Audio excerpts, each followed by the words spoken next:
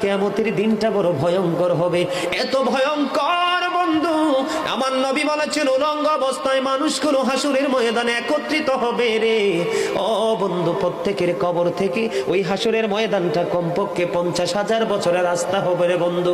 এই জন্য নবী যখন মেরাজের রজনীতে বোরাক দেখেছিল, আমার নবীকে আল্লাহ দাওয়াত দিয়েছে, বোরাক দেখে আমার নবী এত ক্রন্দন করেছিল, মনে হয়েছিল যেন আমার নবীর চক্ষু মুবারক দুইটা ঝর্ণা হয়ে গেছে।